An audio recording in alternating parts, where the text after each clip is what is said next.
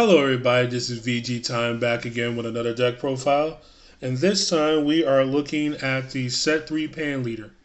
This is a leader I've been using about for a while because she does something pretty cool, but has fallen out of favor because of the fact that she got pretty much power crept. But I believe with the cards that we have in front of us, we can make her, at least local level viable, and if with some other cards possibly even competitively viable. So what does she do? If you play your first battle card for the turn, she gives it plus 5k, and then if it gets to 20k power, you get to draw a card. So you want to, as much as possible, make sure that you're playing cards that will trigger her ability to draw. That way you could cycle through your deck and get cards without having to give your opponent cards.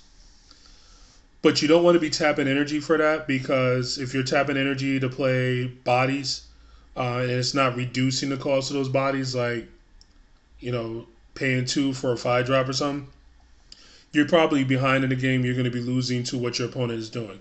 So to help us make up for the fact that she doesn't inherently play stuff for free or anything like that, we run this 7 unison lineup.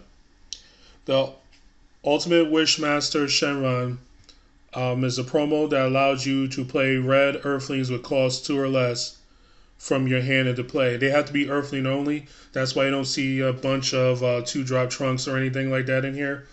But you play your red Earthling only battle card, she will take and pump in and draw a card. Vegito is the card you want to ultimately end up at as far as your unison, where you could +1 draw a card and then play the guy from your hand that's 2 or less, and it doesn't have a restriction on what kind of card it is other than it being mono red. And then Pan will trigger, pump it, draw your card. Now, the other thing that's great about Vegito is you get the -2, lock your opponent out of playing cards due to skills, and basically time walk them for a turn. The -5 doesn't really come up, but if it does come up, you get to burn your opponent for 1. Okay. So next up, we have Wolfang and Yamcha Merciless Barrage. These are your unison supports. Free counter attack, free counter play. He's great with Pan because when you counter play with him, Pan will pump him and draw a card. Your primary targets for the unisons are Everybody Pal Yamcha, as well as Pilaf, King Piccolo's underling.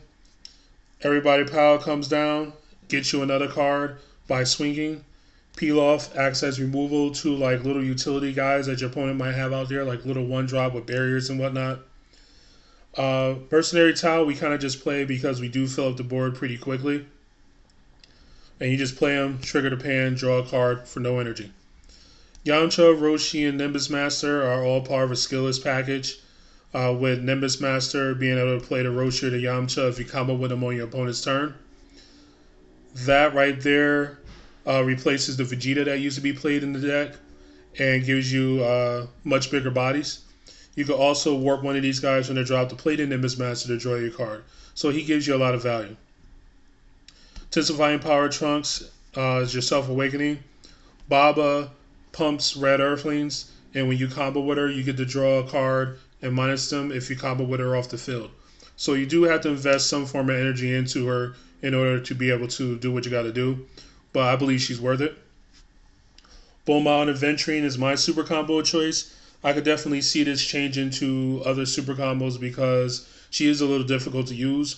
But what is great about her is that she interacts really well with Fortune Teller, Baba, Earthseer. She also interacts really well with herself. And then she interacts really well with the next card, which is Android 17 Rebel Reinforcements, that counterattacks. And when he does counterattack, the other part of it is he plays a 1-drop from the drop area. So you get to play your Intensifying if you needed to awaken, your Baba if you need to quote-unquote being your leader, your Bulma out Adventuring if you just wanted to have another super combo and another 10k combo to work with. And he will also come into play. Pan will pump him, draw your card. So great card overall. King Piccolo, 5 seconds to Eradication. You don't necessarily have to play him, but I look at him as one of the most resilient red threats out there. If you're going to play a 4-drop or a higher battle card, you can't really go wrong with him. He has deflect, barrier, and double strike. He can't be blocked, and if your opponent negates him, he burns your opponent, as well as allowing you to get a life to your hand. Because what a lot of people like to do with Pan is try to starve her out by not awakening her. But what's cool about this deck is that between these guys, as well as Baba manipulations and whatnot, usually you're drawing cards, and you can keep your hand total pretty decently. And lastly, after image technique, again, Spark and Negate helps you self-awaken, also protects your unisons, and in a later game will help you to keep your leader alive. So that's pretty much the deck profile. Hopefully you guys enjoyed it. Tune in on Thursday where I will be live streaming me playing a deck like this.